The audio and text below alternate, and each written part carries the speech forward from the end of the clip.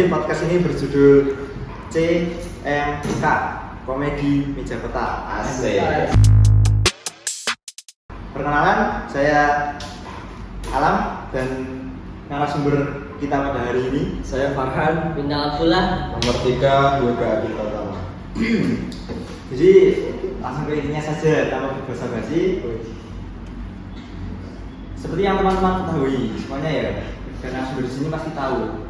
Jadi setiap tahun itu kan pasti ya, ini pasti karena dalam pengamatan 2 tahun terakhir itu sistem Trikotas itu berbeda. Ya, Setuju kan? setuju. Nah, untuk yang kemarin, tahun kemarin, waktu angkatan 5 pemilihan ketua OSIS itu terdapat partai-partai.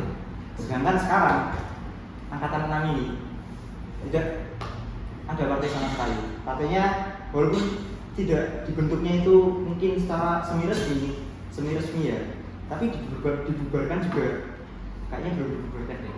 Bagaimana menurut narasumber ini? Pak Farzan dulu.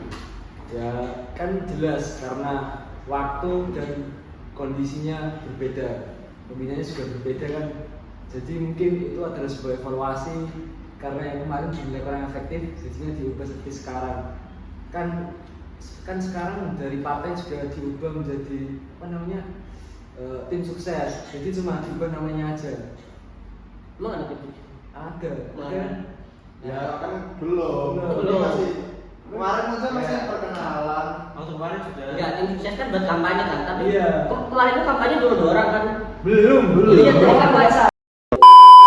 Kalau sekarang kan mungkin Sekarang dibalik. karena beda, karena ketua OSISnya itu nyalonin dirinya sendiri, bukan dicalonin dari partai. Jadi ya dia sendiri gitu yang kampanye, yang nyari tim suksesnya. Jadi ibarat seperti ini ya. Kalau dulu itu partai yang membentuk kekuatannya dari partai. Terus diajukan satu orang. Ya, yang mengajukan itu dari partai. Ya. Tapi sekarang malah dibalik.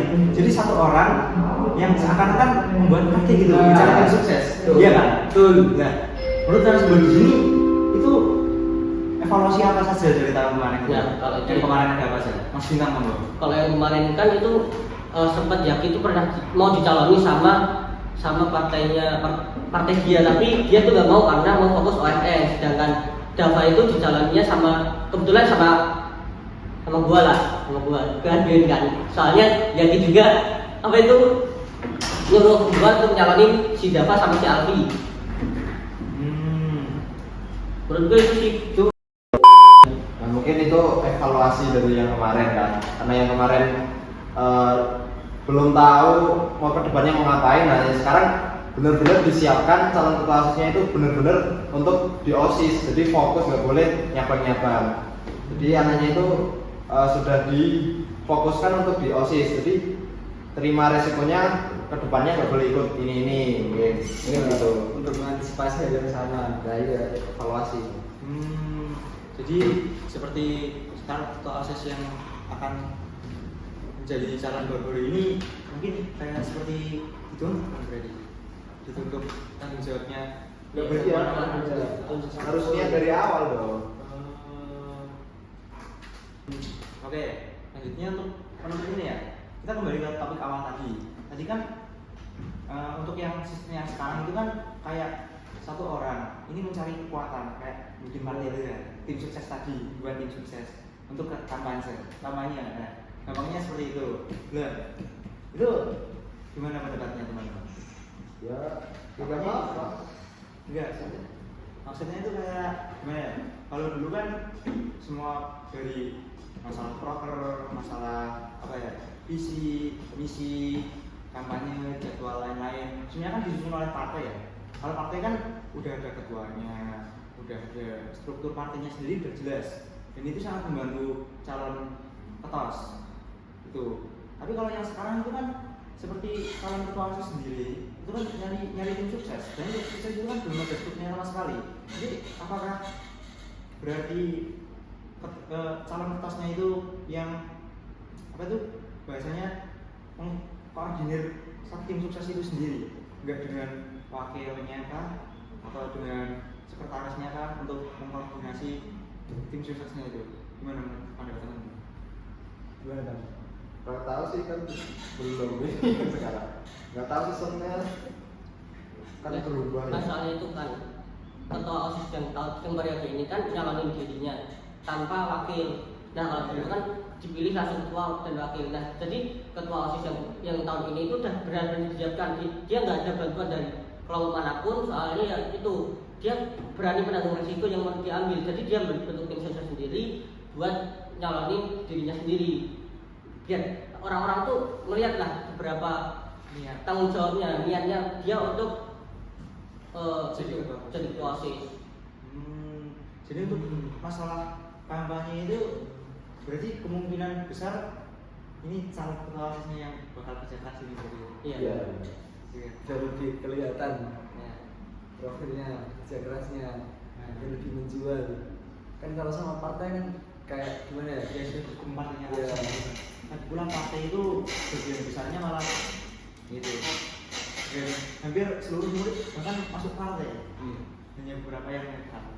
Jadi suara memperebutkan suaranya. Mungkin adanya itu juga kalau dulu buat P5 juga kan, tapi nggak jadi. Jadi.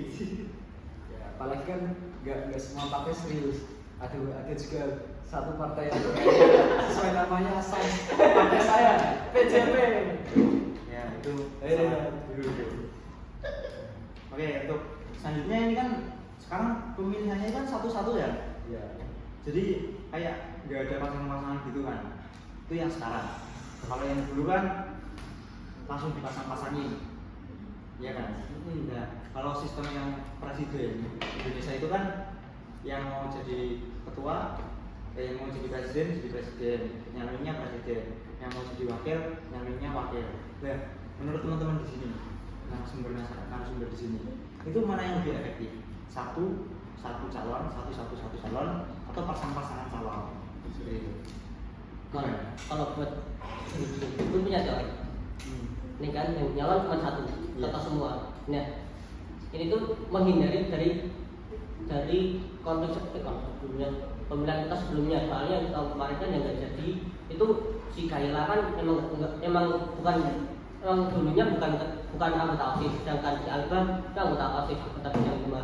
Nah, tahun sekarang paling mungkin yang dipilih buat jadi ketua itu memang jadi ketua, tapi yang nggak pilih itu bukannya dikeluarin dari anggota OSIS kan kayak Kaila kan daftar wakil ketua OSIS, tapi habis itu kalau keterima udah dikeluarin dari organisasi, nggak dikeluarin sih, emang nggak terdaftar dari ketua OSIS, jadi anggota OSIS. Sedangkan yang tahun ini kayaknya itu yang nggak jadi ketua OSIS itu jadi wakilnya, biar itu nggak kontroversi banget, soalnya ya dari kan bisa jadi kalau nggak keterima jadi ketua OSIS dia jadi ejek-ejekan teman-temannya. Nah kalau yang sekarang itu mengantisipasi hal itu, soalnya itu udah tampil di depan banyak umum nggak kepilih lagi kan. Iya. Tapi kayaknya tahun sebelumnya ini wis OSIS gang 5 nggak salah. Terus yang tahun ini dia lolos OSIS tapi kena pemotongan. Beneran nggak lolos koreksi. Yang pemotongan itu ya mereka. Ya Pak Bima ya nggak tahu. Jadi itu. Tapi apakah sudah pasti dua calon ketos yang sekarang ini, si siapa itu? Farhan dan satunya Ayah kan? Iya, dengan Lima. Ya Ayah. Kontroversinya Farhan dan Ayah itu loh. Nanti kalau misalnya yang jadi Farhan, apakah Ayahnya langsung jadi wakil? Iya. kayaknya otomatis sih. Otomatis. Tapi saya dengar dari Farhannya langsung. Farhan 9. Iya. Jadi ketua OSIS yang sekarang itu kalau nanti jadi ya, kalau ketua OSIS yang sekarang sedang mencalonkan diri, nanti kalau jadi dia tuh bebas memilih wakilnya. Jadi mungkin apakah Ya mungkin soalnya kan dua calon ketua OSIS itu kan itu berasal dari anggota OSIS sebelumnya. Nah, jadi kalau nggak terima paling dia jadi BPH, kalau nggak wakil ketua OSIS. kalau nggak mati juga bisa. Iya. Oh, jadi tetap tercover dalam organisasi ini dan bisa mengurangi hal-hal negatif kayak ejek-ejekan teman-teman. Ya aku lebih setuju memilih ketua sih lah. Ya, berarti dari sistem yang sebelumnya, alhamdulillah sistem yang sekarang berbeda. Karena gila, menurutku kan cocok-cocokan ya. Iya. kayak memang bisa dibilang nepotisme, tapi nepotismenya dalam artian positif lah. Orang di dalam kan dia pasti milih yang menurutnya cocok ya. Iya. Kalau dulu kan pasangannya juga dipilih partai. Iya. Nah itu bisa jadi ada paksaan lah. Oh, Bisa aja ada paksaan. Yang dulu aja yang berniat Kalau mencalonkan cocok gitu. yang berniat mencalonkan ketua OSIS tuh si Kaila, si Aldonya jadi wakil. Tapi karena regulasinya dari ya angkatan tertinggi, jadinya Aspa 1 ya satu. Jadinya yang wakil yang menjadi ketuanya si Alba. Kaila jadi Heeh. Terus ini berdasarkan survei 2 tahun terakhir ya, waktu angkatan 3 dan angkatan Angkatan 45. Iya, angkatan 45. Bahkan saya dengar dari angkatan 3. Angkatan 3 itu waktu Covid ya, itu kan debat presentasinya itu kan online. Iya. Itu seru sih katanya. Jadi titik tertinggi debat antara Mas siapa dulu ya? Mas Rehan dan Mbak Firda. Mas Rehan dan Mbak Firda. Itu debatnya seru. Dalam artinya itu seimbang kedua belah pihak. Jadi bisa saling apa itu namanya? Ya, ada argumen dan itu bagus sih. Terus untuk angkatan yang keempat itu berat sebelah. Iya. Kapan sendiri kan? Iya. Berat sebelah. Itu alasannya kenapa kan? Gak tahu. Alasan. Iya. Masa Iya itu waktu yang angkatan 4. yang angkatan 4 yang waktu kelas 10 disandingkan dengan angkatan sebelah angkatan kelas 10 disandingkan dengan kelas 11 itu kan pasti kalah ya debat itu udah pasti. Terus untuk angkatan yang terbaru ini yang angkatan 5 ini kan debatnya ya alhamdulillah seimbang ya walaupun ya seperti itu. Ya, masih seimbang sih. Terus untuk yang sekarang ya karena permasalahan gender kan cuma 2 tadi atasnya yang Ayah dan Farhad. Nah, menurut narasumber di sini itu kan 2. Apakah nanti akan terjadi ketidakseimbangan dalam debat karena masalah gender tadi? Ada 2 opsi soalnya yang opsi pertama tuh gara-gara si Farhan ini laki-laki dan si Ayah ini perempuan. Yang jiwa kepemimpinannya lebih tinggi itu pasti si laki-laki.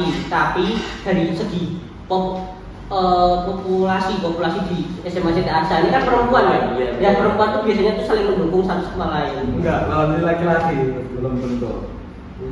Iya. Gimana pendapatnya? Itu ya enggak apa-apa. Gimana ya? Sama aja. Karena aku penganut kesetaraan gender.